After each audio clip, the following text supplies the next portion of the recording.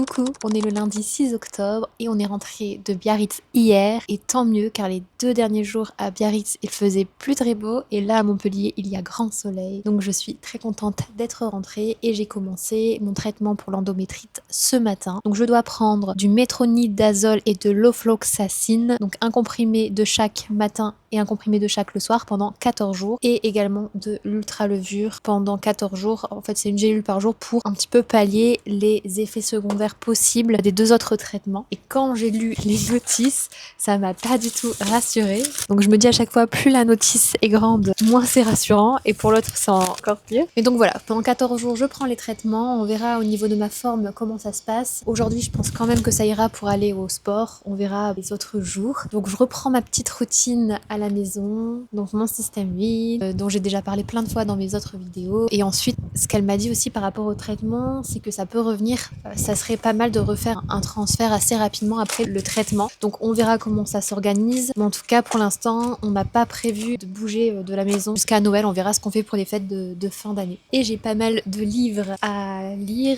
parce que je dois vite les rendre à la médiathèque. Donc voilà le programme des prochains jours.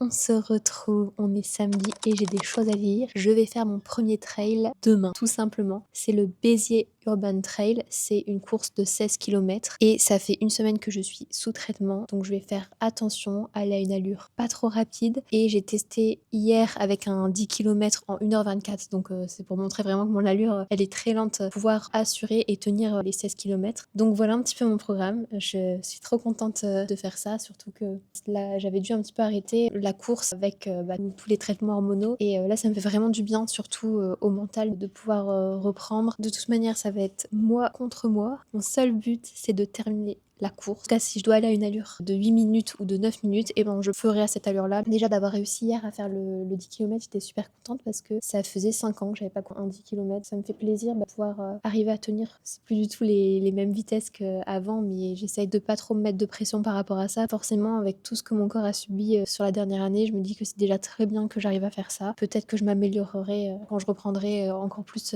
la course après. Et là, je vais montrer un petit peu les affaires que je vais préparer pour la course de demain. Donc c'est parti. Première chose, avant de partir, donc on part à 7h parce que la course démarre à 8h45, on doit récupérer nos dossards et on a 1 heure de trajet en voiture. On va anticiper, mais avant de partir, je vais prendre un Hydra Plus. C'est pour maximiser l'hydratation, c'est des électrolytes. Donc ça, c'est ce que je vais prendre avec le petit déjeuner demain matin. Je vais quand même essayer de manger, même si aussitôt j'ai pas l'habitude. Je vais quand même manger légèrement pour avoir des forces. Donc la tenue, brassière Honor Active, j'ai déjà couru plein de fois avec, ça maintient bien donc ça c'est chouette. T-shirt en microfibre Uniqlo, short de course MyProtein avec 2 poches, une là et une de l'autre côté, donc pratique si je veux mettre des choses dedans. Mes super chaussettes avec des points de compression, ma casquette parce qu'il va faire quand même 24 degrés, avec lunettes de soleil. J'ai pas de lunettes de course pour l'instant, elles me font un peu mal, mais bon, pour un 16 km je pense que ça ira. Peut-être que si un jour je tente des courses plus longues, je m'offrirai des lunettes de running.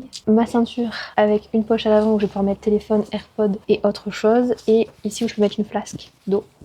Mes 2 flasques que j'ai pas encore remplies, que je remplirai demain. Une de 500 et une de 250. Normalement, il y a un ravito à mi-parcours. Ensuite, des 2 sachets de bonbons. Par exemple, quand j'ai couru mon 10 km, j'étais contente d'avoir une touche de sucre à disposition. Ma grosse peur avec la course, c'est de faire un malaise, de voir des étoiles, etc. Crème anti-frottement, à voir si j'en ai besoin, je mettrai peut-être avant de partir. 2 élastiques pour m'attacher les cheveux, 2 mouchoirs, ma watch et mes AirPods, je les ai pas pris, mais je les aurai avec moi.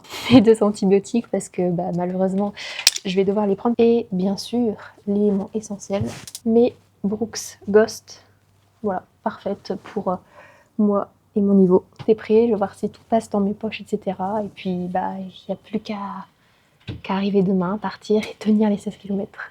On verra, j'espère. Coucou, on est 4 jours post-course et je vais faire un petit débrief de comment ça s'est passé et pourquoi je ne filme que maintenant. Donc on est parti dimanche assez tôt, on s'était réveillé à 6h25, je devais partir à 6h55 de Montpellier pour arriver sur Béziers. On a démarré la course vers 9h et au départ, je regardais mon rythme cardiaque sur la montre, on n'avait pas encore commencé, on était dans le sas en attente de démarrer et j'avais déjà un BPM de 140, ce qui est assez élevé. J'étais super stressée et au départ, j'ai eu vraiment beaucoup de mal à ralentir parce que je voyais tout le monde qui accélérait, j'étais dans les dernières et ça m'a beaucoup stressée, mais je savais qu'il fallait que je reste dans ce rythme-là, fallait pas que j'accélère. Et donc tout le reste de la course, j'étais quasiment tout le temps au-delà de 170 voire 180 de BPM. Bref, j'étais toujours dans le haut, et donc ça se voit que j'ai pas beaucoup d'entraînement et pas beaucoup d'endurance, et il faut vraiment que je m'améliore là-dessus, que j'arrive à baisser mon BPM, parce que sinon ça va pas être possible de refaire des courses comme ça. Ah d'ailleurs, j'ai mis mon super t-shirt de Béziers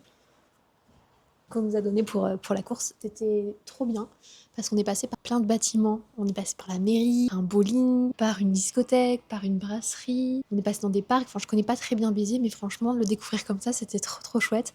Super agréable. En plus, il faisait très bon. Les 10 premiers kilomètres, j'ai gardé mon rythme. Je savais qu'il fallait que je sois entre 7,30 et 8 minutes par kilomètre, et c'est ce que j'ai tenu. Après, dès qu'on montait des escaliers, là, ça baissait forcément. Ça baissait. Non, ça augmentait du coup en temps, parce que en montant les escaliers, après, je prenais moins de temps. Et il y avait beaucoup d'escaliers. Ça, c'était compliqué. Et une erreur aussi que j'ai faite, c'est qu'au départ, je prenais les escaliers en courant, ce que je n'aurais pas dû faire. Et après, au bout du 5e, 6e kilomètre, j'ai compris que là, il fallait que tous les escaliers, toutes les côtes, devaient absolument les faire en marchant, sinon j'allais pas tenir le rythme. Et sur les 10 premiers kilomètres, j'ai eu super soif. En fait, j'avais prévu une flasque. Pourtant, je l'avais bien nettoyée, je l'avais bien préparée, mais elle avait un goût chimique et c'était imbuvable. J'arrivais pas à boire l'eau, j'essayais de me forcer, mais c'était vraiment très compliqué. Donc, je suis arrivée au ravito assoiffée, déshydratée. Ça a été déjà une autre erreur aussi. Ce qui s'est passé, pourtant, je le savais, mais j'y pensais pas sur le moment, c'est qu'il y avait une différence entre le temps qui était sur ma montre et le temps du parcours. Donc, quand on arrivait à 10 km au ravito, de voir qu'en fait, j'avais 1 km de trop, ça m'a un peu contrariée parce que je savais que forcément, j'allais devoir en faire plus que ce que je pensais. Et au final, sur l'arrivée à la fin, j'avais pas 1 km, j'avais 500 mètres de différence. Et donc, j'arrive au ravito hyper assoiffée, et là, je prends beaucoup de temps. Donc, pareil, on perd du temps à ce moment-là. Je bois de l'eau pétillante, c'est le premier truc qui était disponible. Je bois plein d'eau pétillante. Je ne conseille pas forcément de boire de l'eau gazeuse, mais plutôt de l'eau plate. Donc, ça a été une autre erreur aussi. Et puis après, j'ai un petit peu plus d'énergie après le ravito, donc ça va pendant 1 km. Et ensuite, les 4 derniers kilomètres, ça a été affreux. Je n'arrivais plus à courir, j'avais vraiment super mal. J'avais tout le temps envie de m'arrêter, tout le temps envie de marcher, mais heureusement que Martin était là avec moi. D'ailleurs, il déteste la course et il a fait la course avec moi pour me soutenir, et heureusement, parce que sinon, sans lui, je pense sincèrement que j'aurais peut-être pas abandonné, mais en tout cas, j'aurais marché sur les 4 derniers kilomètres. Il m'a poussé jusqu'au dernier, et on a réussi. Il y avait encore des escaliers, bref, c'était compliqué, j'avais les larmes aux yeux tellement j'en pouvais plus sur la fin. Mais je suis super contente d'être arrivée au bout, quoi, d'être passée par des super endroits, d'avoir eu des belles conditions, etc. Contente de pas l'avoir abandonné. Je vais donner aussi mes résultats. J'avoue que quand j'ai vu mes résultats, j'étais un peu déçue, mais en même temps, enfin, je m'y attendais. Mon seul but, c'est de ne pas m'arrêter. Donc, c'est déjà chouette. Donc, la première personne a réussi à faire le 16 km en 1h25. La dernière personne, donc la 460e personne, a réussi à le faire en 3h09. Et donc, moi, je vais réussir à le faire en 2h22. Donc je suis 405e sur 460e. Et c'est vrai, quand j'ai vu ça, j'étais un peu déçue. J'étais à la fois hyper contente, hyper fière de l'avoir fait, hyper contente d'avoir été jusqu'au bout. Surtout que je ne voulais pas faire un 16 km, je voulais faire un 10 km à la base. Mais sur le moment, voilà, j'ai plein d'émotions qui me traversent. Et je suis à fleur de peau, je suis déçue, je suis contente en même temps. Mais je vais comprendre après pourquoi j'avais toutes ces émotions qui me traversaient. Et donc, ce que j'avais fait aussi, c'est que j'avais pas pris mes antibiotiques le matin, parce que je savais que ça allait être trop compliqué si je les prenais le matin, donc je les ai pris tout de suite après la course. On a mangé sur place et après on est reparti. Alors, sur les choses que j'aurais pu faire différemment, donc déjà c'est de mieux gérer l'hydratation, trouver des flasques qui n'ont pas un goût chimique, donc ça c'est hyper important. Respirer au début pour descendre le BPM, pour ne pas stresser, ça c'est chouette aussi. C'est comme c'était ma première course,